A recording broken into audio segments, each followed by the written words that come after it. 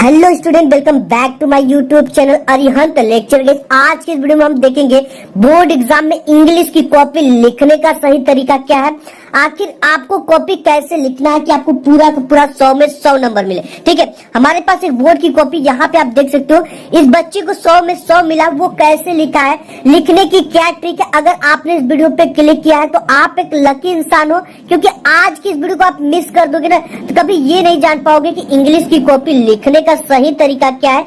आप लकी इंसान इसलिए भी हो क्योंकि ये जो वीडियो आप देख रहे हो आप एक खुद एग्जामिनर से देख रहे हो। ठीक है, तो आज की इस वीडियो में हम सीखेंगे कि बोर्ड एग्जाम में इंग्लिश की कॉपी लिखने का सबसे बेस्ट तरीका क्या है, सेंट्रल आइडिया लिखने का सही तरीका क्या है, क्वेश्चन का आंसर लिखने का सही तरीका क्या है, पैसेज के आंसर लिखने का सही तरीका क्या है, इंग्लिश में लेटर लिखने का सही तरीका क्या है, एप्लीकेशन लिखने का क्या सही तरीका है और कॉपी भरने की क्या सही तरीका है। ठीक है, अगर कोई क्वेश्चन नहीं आता तो उसको लिखने का क्या सही तरीका है। तो आज की इस वीडियो में ना न्यू बेस्ट जबरदस्त ट्रिक, कमजोर छात्र भी टॉपर बनेंगे। ठीक है, आप अगर इस ट्रिक को लगा दोगे तो ये एग्जामिनर जो है वो खुद समझेगा कि ये जो बच्चा है काफी मतलब पढ़ने में अच्छा है। ठीक है, वो तरीका आपको बताऊंगा, लिखने का तरीका यानी प्रस्तुत कैसे किया जाता है। ठीक है, तो मैं एग्जामिनर हूँ और तमाम तरह के एग्जामिनर से, ठीक है, जो बोर्ड की कॉपी चेक करते हैं, जो कॉलेज की कॉपी चेक करते हैं, जो उन सभी से बात किया हूँ। ठीक है, सभी ने बताया कि जो इंग्लिश की कॉपी होती है उसमें सिर्फ एक ही चीज देखकर बच्चों को पूरा नंबर दे दिया जाता है। सभी ने एक ही चीज का, वो चीज भी मैं आज की इस वीडियो में आपके साथ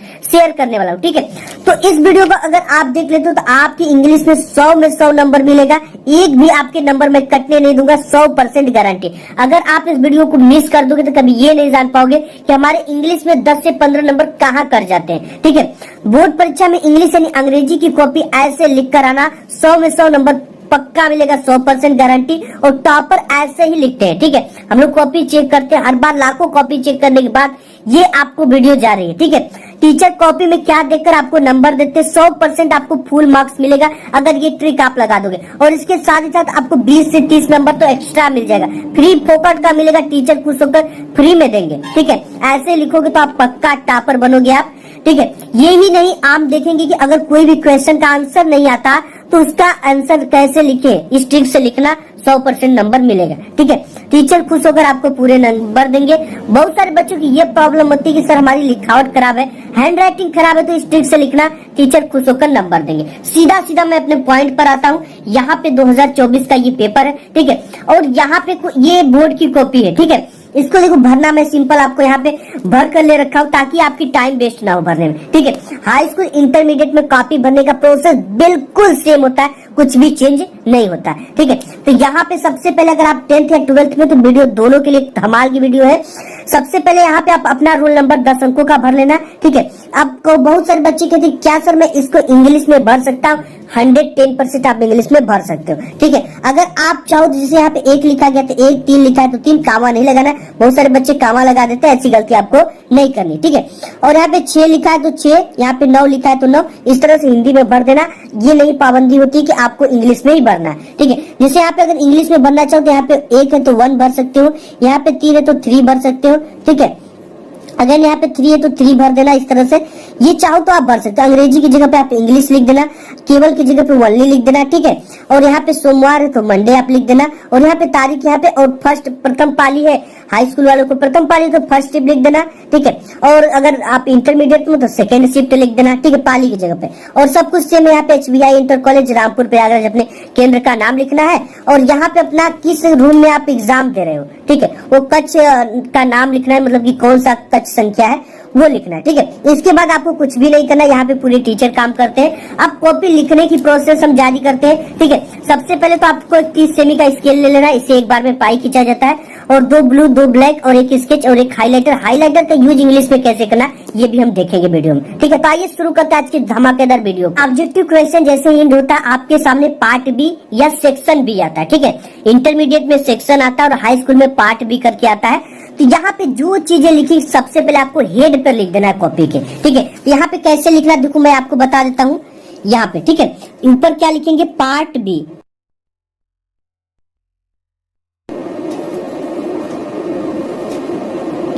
इस तरह से हमने पार्ट बी लिखा और स्केल से 2 डबल पाई ऊपर खींच देना है। इसके बाद आपको क्या लिखना है, ठीक है, पार्ट बी में आपका आता है रीडिंग। ठीक है, तो सबसे पहले आपको क्या करना है, यहाँ पे एक लाइन छोड़ना है और यहाँ पे लिख देना रीडिंग। यहाँ पे रीडिंग डालने के बाद आपको फिर एक लाइन छोड़ना और यहाँ से शुरू करना आंसर टू क्वेश्चन नंबर। ठीक है, यहाँ पे डालना आंसर टू क्वेश्चन नंबर।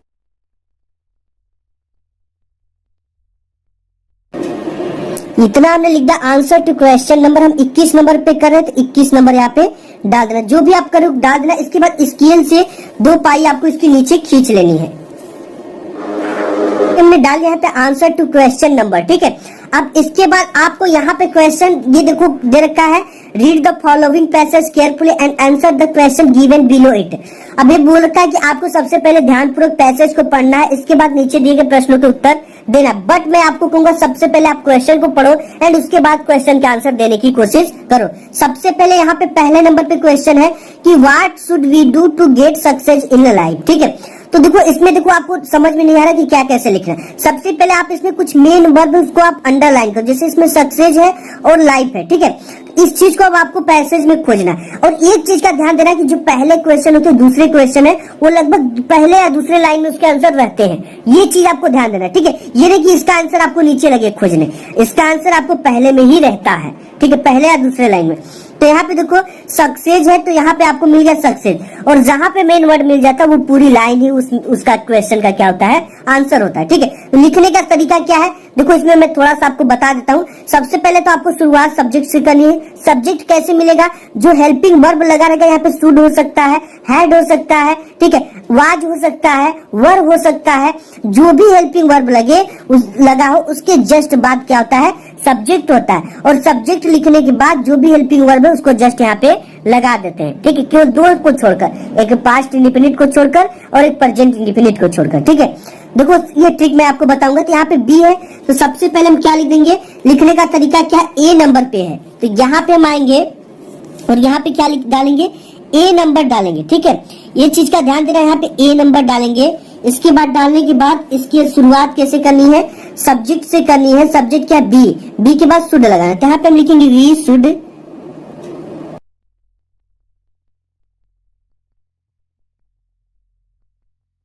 हमने यहाँ तक लिख दिया सक्सेस तक। ठीक है, तो यहाँ पे सक्सेस, इसके बाद यहाँ पे थोड़ा सा क्या है ये चीजें लिख लेना, सक्सेस इन लाइफ। ठीक है, सक्सेस के बाद इसमें क्या देखा, इन लाइफ, तो यहाँ पे हम लिख देंगे इन लाइफ।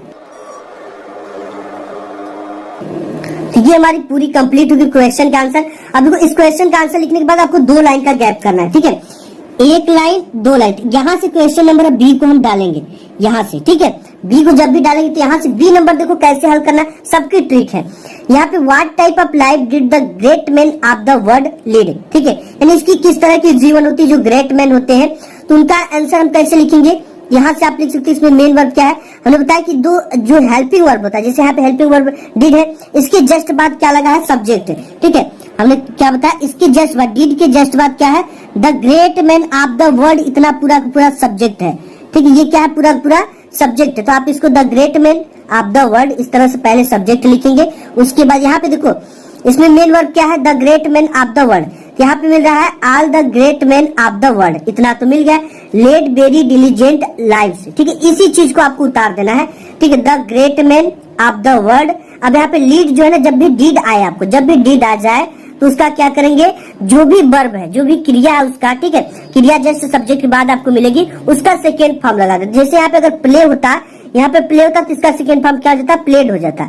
ठीक है, सेकेंड फॉर्म अक्सर वर्ब के अंत में डी या ईडी लगाने से बनता है। अगर यहाँ पे ई नहीं, ईडी नहीं, यहाँ पे अगर ई लगा होता तो हम केवल डी लगाते। ठीक है, यहाँ पे ई नहीं लगा हुआ तो ईडी लगाए। अक्सर जो सेकेंड फॉर्म होती है ऐसे ही बनती है। जब भी आपको डिड लग जाए ना तो आपको क्या करना है, उसमें आपको ये बता, आपको सेकेंड फॉर्म वर्ब का लगा देना। ठीक है, अगर यहाँ पे काल होता तो काल्ड हो जाता। तो यहाँ पे आपको ये पूरी की पूरी आंसर देखो, हमने बताया कि मेन वर्ब ग्रेट मैन आपको मिल गया, तो all the great man of the world, लेकिन हम यहाँ पे लिखेंगे the great man of the world, फिर उसके बाद है लेड वेरी डिलीजेंट। यही चीज आंसर लिख देंगे। यहाँ पे बी नंबर डाला, यहाँ पे हम क्या लिखेंगे, the great man of the world. यहाँ से हमने लिखना शुरू किया।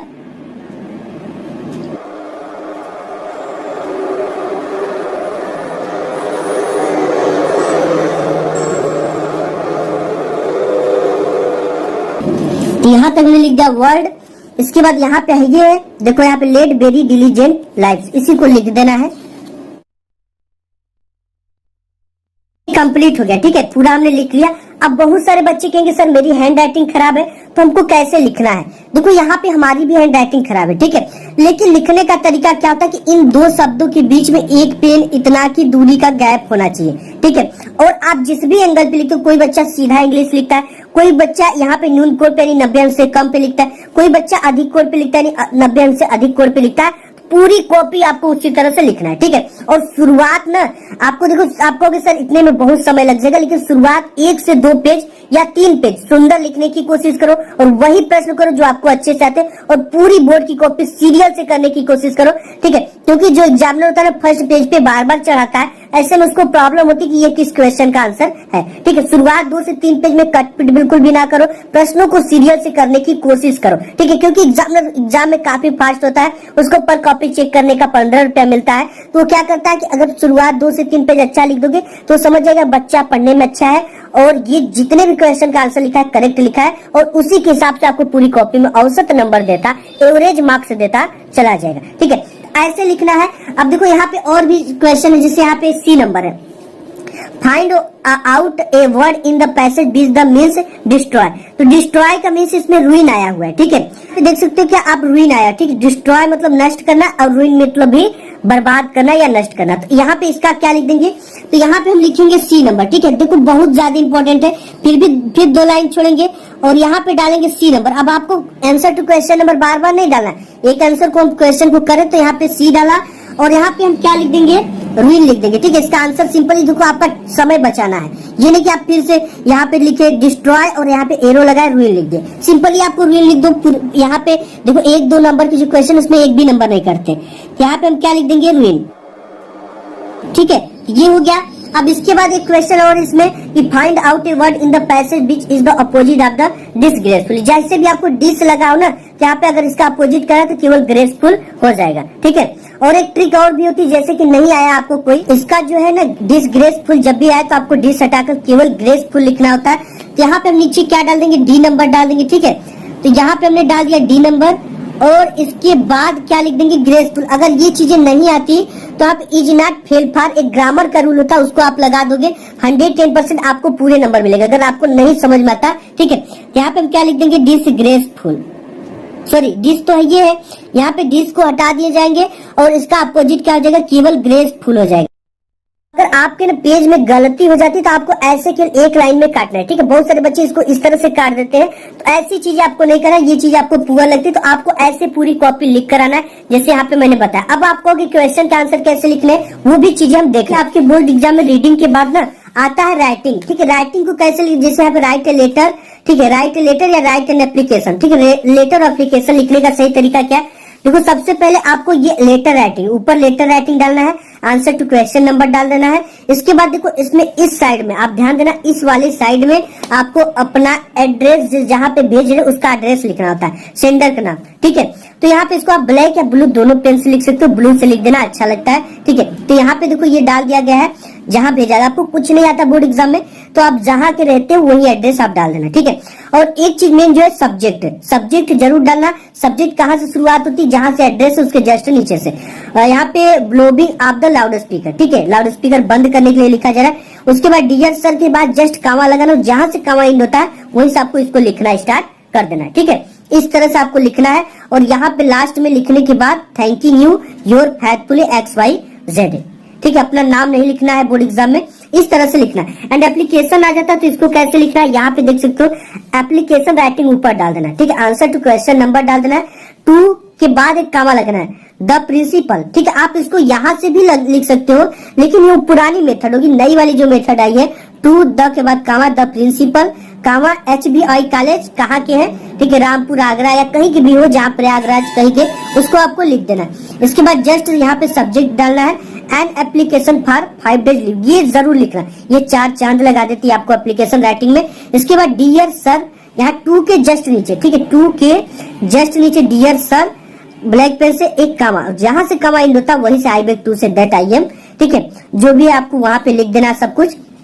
इसके बाद आपको ये चीजें जहाँ पे समाप्त होती है, आई रिक्वेस्ट यू टू, मतलब आपसे मैं अनुरोध करता, ग्रांट मी लीव 5 डेज, मुझे 5 दिन की छुट्टी देने की कृपा करें, थैंकिंग यू, ठीक है, धन्यवाद आपका, और यहाँ पे डेट डाल देना, और यहाँ पे योर ओबेडिएंटली, ठीक है, ओबेडिएंटली में आपको अपना नाम नहीं लिखना है, XYZ डाल देना, और क्लास 10th है यहाँ पे लिख देना, ठीक है। और इसके बाद अगर आपके बोर्ड एग्जाम में लॉन्ग आंसर आता है, ठीक है, तो लॉन्ग आंसर जो होता है वो लिटरेचर के अंतर्गत आता है। देखो यहाँ पे जैसे ग्रामर आ गया, ठीक, जैसे ग्रामर करोगे तो यहाँ पे सबसे पहले हम लिटरेचर देख लेते हैं, तो इसको कैसे करना है, ठीक है। जैसे यहाँ पे answer the following question in about 30 to 40 words each, 40 से 50 शब्दों में आपको आंसर देना। तो यहाँ पे सबसे पहले लिटरेचर डालेंगे, लिटरेचर करें तो answer to question number 25, answer या अथवा वाला जिसे हम करते हैं ना, जैसे यहाँ पे है अथवा कि why was Lencho angry when he received the letter, or वाला करें तो यहाँ पे आर डाल देंगे, ठीक है। अगर पहला करें तो ए नंबर डालकर पहला कर देंगे, तो हम ए पहले का क्या कर रहे हैं, आर वाला यानी अथवा वाला क्वेश्चन करें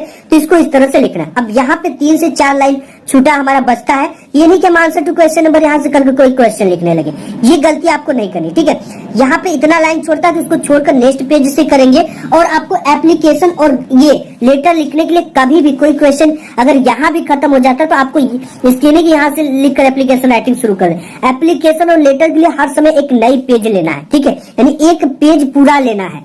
ये नहीं कि आपको कहीं से यहाँ से क्वेश्चन शुरू हो रहा है तो आप यहाँ से एप्लीकेशन राइटिंग लिखकर आधा इस पेज पे लिखे आधा उस पेज पे लिखे, ऐसी गलती नहीं करनी। इसके लिए पूरा का पूरा पेज एप्लीकेशन हो चाहे लेटर राइटिंग हो, इसके लिए लेना है, ठीक है। तो इस चीज को आपको ध्यान देना, बोर्ड एग्जाम में ऐसी गलती से बचोगे तो आपको पूरा का पूरा नंबर मिल जाएगा। अब जैसे ग्रामर आता है तो आपको ग्रामर कैसे करना है, टॉपर बच्चे की कॉपी है, ठीक है।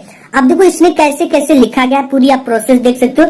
अब इसके बाद देखो इन्होंने ग्रामर किया है, ठीक है। ग्रामर के बाद यहाँ पे ग्रामर डाला गया, आंसर टू क्वेश्चन नंबर डाला गया, इनडायरेक्ट स्पीच किया गया, तो the teacher asked me where I was going, ये चीजें लिखा गया, ठीक है। पैसिव वॉइस किया गया तो पैसिव वॉइस, पंचुएट किया गया तो पंचुएट यहाँ पे लिखा गया, ठीक है। इसके बाद यहाँ पे देखो, अब यहाँ पे ग्रामर में हिंदी टू इंग्लिश ट्रांसलेशन आ रहा है, तो यहाँ पे आंसर टू क्वेश्चन नंबर डाला गया है, और इसके बाद आंसर में लिख रहा है, जिससे यहाँ पे जो भी उसका ट्रांसलेशन होता है, जो India is a progressing rapidly, ठीक है, it was a developing country, population and the reaching prices, ऐसे आपको ग्रामर पे लिखना है, ठीक है। ऐसे लिख कर आओगे बोर्ड एग्जाम में कॉपी तो आपके एक भी नंबर नहीं कटेंगे, पूरे के पूरे नंबर मिलेंगे। आज के इस वीडियो में बस इतना है, मिलूंगा एक नेक्स्ट वीडियो में, तब तक के लिए धन्यवाद।